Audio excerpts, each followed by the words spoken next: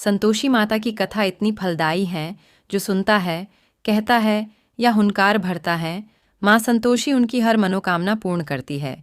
इस वीडियो में कथा के माध्यम से ही व्रत विधि, उद्यापन विधि सब बताई गई हैं।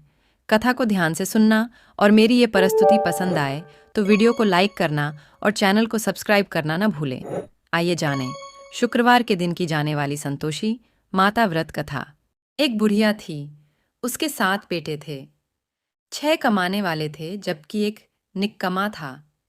बुढ़िया 6 बेटों की रसोई बनाती, भोजन कराती और उनसे जो कुछ जूठन बचती वह 7वें को दे देती। एक दिन वह पत्नी से बोला, देखो मेरी माँ को मुझ पर कितना प्रेम है। वह बोली, क्यों नहीं, सबका झूठा जो तुमको खिलाती है। वह बोला, ऐसा नहीं हो सकता है, मैं जब तक आंखों से ना देख लूं मान नहीं सकता। बहू हंस कर बोली, देख लोगे तब तो मानोगे। कुछ दिन बाद त्योहार आया। घर में 7 प्रकार के भोजन और चूरमे के लड्डू बने।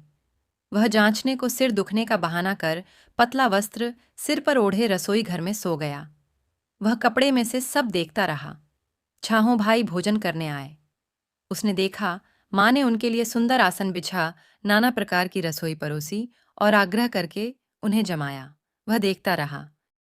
6 भोजन करके उठे तब माँ ने उनकी झूठी थालियों में से लड्डुओं के टुकड़े उठाकर एक लड्डू बनाया।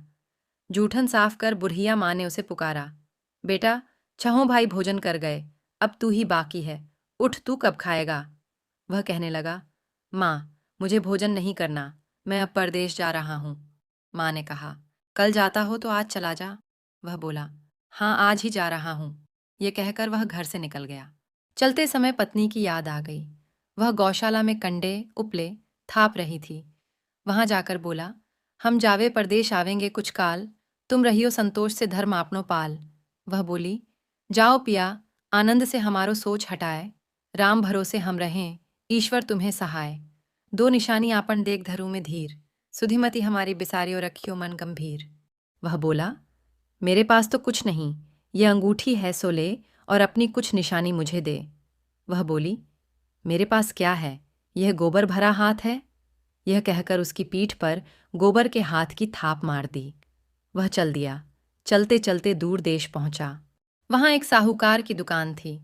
वहां जाकर कहने लगा, भाई मुझे नौकरी पर रख लो। साहूकार को जरूरत थी, बोला, रह जा। लड़के ने पूछा, तनख्वाह क्या दोगे। साहूकार ने कहा, काम देखकर दाम मिलेंगे। साहूकार की नौकरी मिली। वह सुबह 7 बजे से 10 बजे तक नौकरी बजाने लगा। कुछ दिनों में दुकान का सारा लेन देन, हिसाब किताब, ग्राहकों को माल बेचना सारा काम करने लगा। साहूकार के 7-8 नौकर थे, वे सब चक्कर खाने लगे। ये तो बहुत होशियार बन गया। सेठ ने भी काम देखा और 3 महीने में ही उसे आधे मुनाफे का हिस्सेदार बना लिया। वह कुछ वर्ष में ही नामी सेठ बन गया और मालिक सारा कारोबार उस पर छोड़कर चला गया। इधर उसकी पत्नी को सास ससुर दुख देने लगे। सारी गृहस्थी का काम करा के उसे लकड़ी लेने जंगल में भेजते। इस बीच घर के आटे से जो भूसी निकलती उसकी रोटी बनाकर रख दी जाती और फूटे नारियल की नारेली में पानी। एक दिन वह लकड़ी लेने जा रही थी। रास्ते में बहुत सी स्त्रियां संतोषी माता का व्रत करती दिखाई दीं। वह वहां खड़ी होकर कथा सुनने लगी और पूछा, बहनों तुम किस देवता का व्रत करती हो और उसके करने से क्या फल मिलता है। यदि तुम इस व्रत का विधान मुझे समझाकर कहोगे तो मैं तुम्हारा बड़ा एहसान मानूंगी। तब उनमें से एक स्त्री बोली, सुनो, यह संतोषी माता का व्रत है। इसके करने से निर्धनता, दरिद्रता का नाश होता है और जो कुछ मन में कामना हो सब संतोषी माता की कृपा से पूरी होती है। तब उसने उससे व्रत की विधि पूछी। वह भक्तिनी स्त्री बोली, 1.25 आने का गुड़ चना लेना, इच्छा हो तो 5.25 आने का लेना या 1.25 रुपए का भी सहूलियत के अनुसार लाना। बिना परेशानी और श्रद्धा व प्रेम से जितना भी बन पड़े सवाया लेना। प्रत्येक शुक्रवार को निराहार रहकर कथा सुनना। इसके बीच क्रम टूटे नहीं। लगातार नियम पालन करना। सुनने वाला कोई न मिले तो घी का दीपक जला उसके आगे या जल के पात्र को सामने रखकर कथा कहना। जब कार्य सिद्ध न हो, नियम का पालन करना और कार्य सिद्ध हो जाने पर व्रत का उद्यापन करना। 3 मास में माता फल पूरा करती है।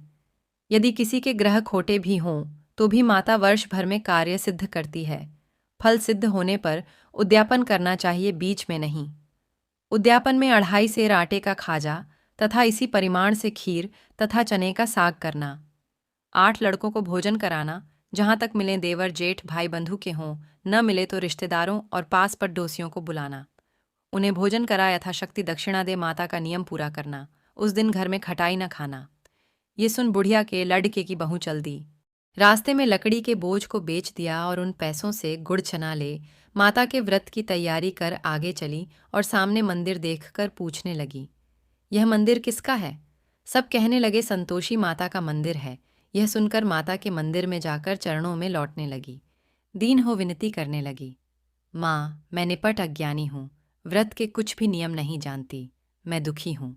हे माता, जगत जननी, मेरा दुख दूर कर, मैं तेरी शरण में हूँ। माता को दया आई। एक शुक्रवार बीता कि दूसरे को उसके पति का पत्र आया और तीसरे शुक्रवार को उसका भेजा हुआ पैसा आ पहुंचा। यह देख जेठ जिठानी मुंह सिकोड़ने लगे। लड़के ताने देने लगे। काकी के पास पत्र आने लगे, रुपया आने लगा, अब तो काकी की खातिर बढ़ेगी। बेचारी सरलता से कहती, भैया कागज आवे रुपया आवे, हम सबके लिए अच्छा है। ऐसा कहकर आंखों में आंसू भरकर संतोषी माता के मंदिर में अमातेश्वरी के चरणों में गिरकर रोने लगी। माँ, मैंने तुमसे पैसा कब मांगा है? मुझे पैसे से क्या काम है? मुझे तो अपने सुहाग से काम है। मैं तो अपने स्वामी के दर्शन मांगती हूँ। तब माता ने प्रसन्न होकर कहा, जा बेटी, तेरा स्वामी आएगा। यह सुनकर खुशी से बावली होकर घर में जा काम करने लगी। अब संतोषी माँ विचार करने लगी, इस भोली पुत्री को मैंने कह तो दिया कि तेरा पति आएगा, लेकिन कैसे? वह तो इसे स्वप्न में भी याद नहीं करता। उसे याद दिलाने को मुझे ही जाना पड़ेगा।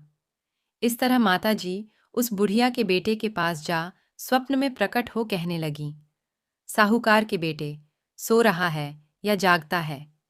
वह कहने लगा, माता, सोता भी नहीं, जागता भी नहीं हूं। कहो क्या आज्ञा है? माँ कहने लगी, तेरे घर बार कुछ है कि नहीं? वह बोला, मेरे पास सब कुछ है, माँ बाप है, बहू है, क्या कमी है?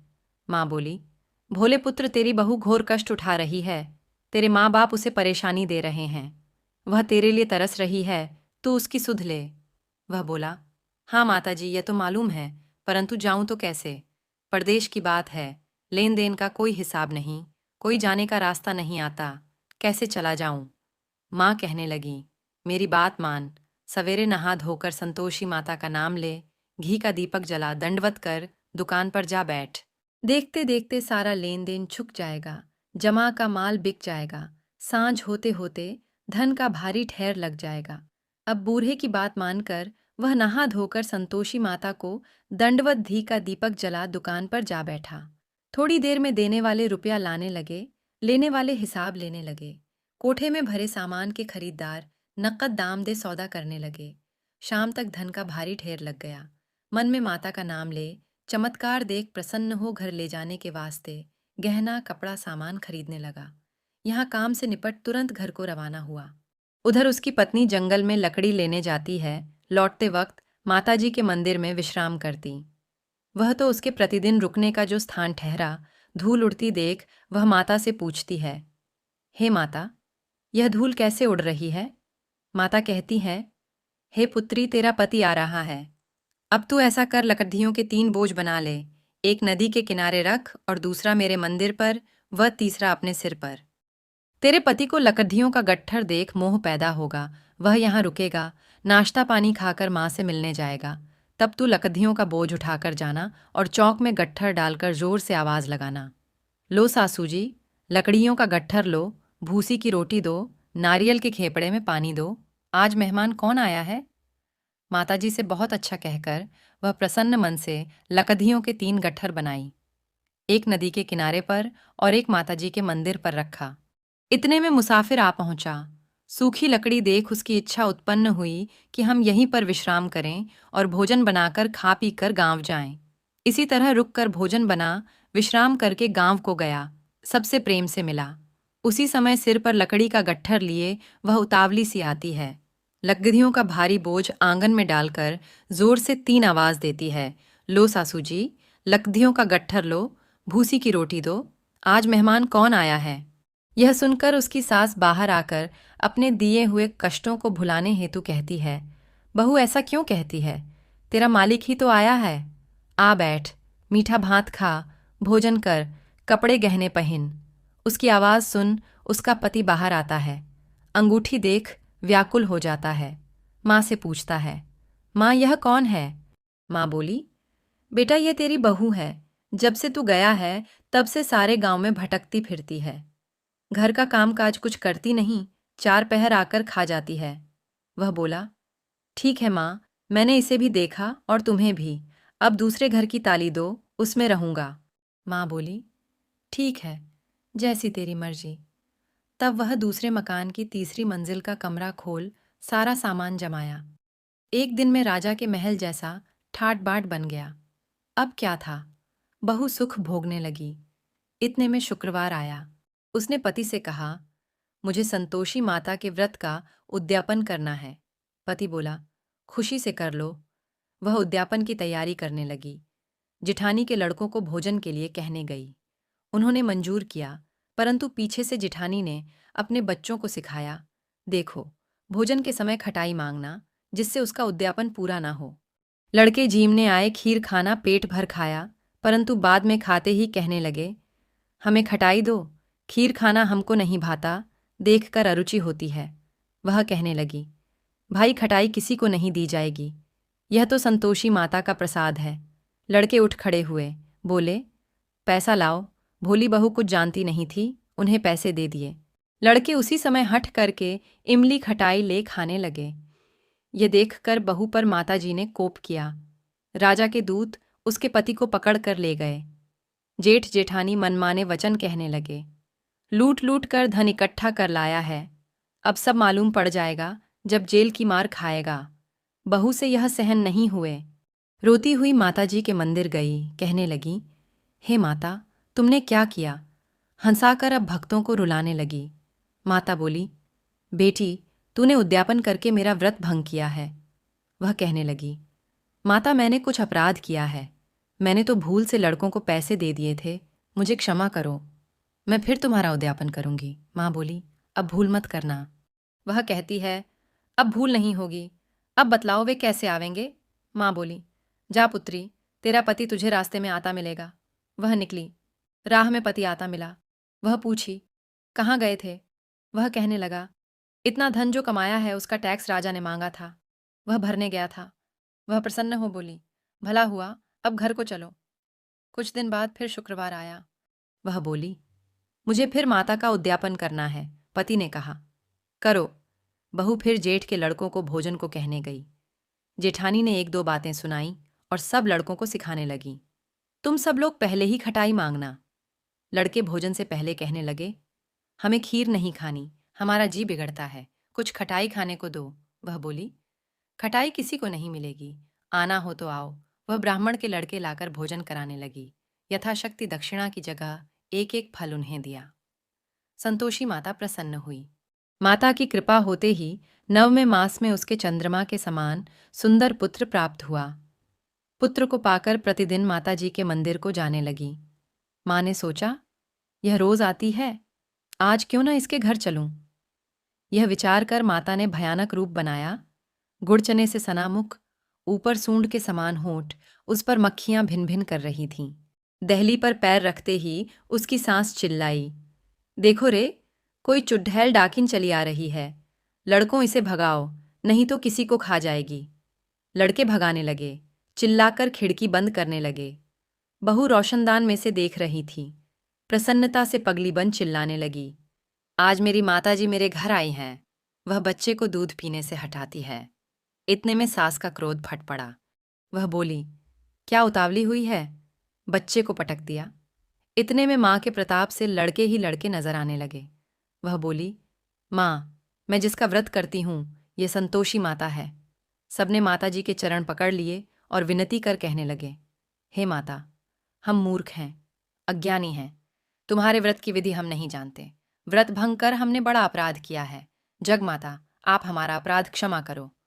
इस प्रकार माता प्रसन्न हुई। हे माते, जैसे बहू को प्रसन्न हो फल दिया, वैसे ही माता सबको दे, जो सुने, कहे, हुनकार भरे, उसका मनोरथ पूर्ण हो। बोलो संतोषी माता की जय।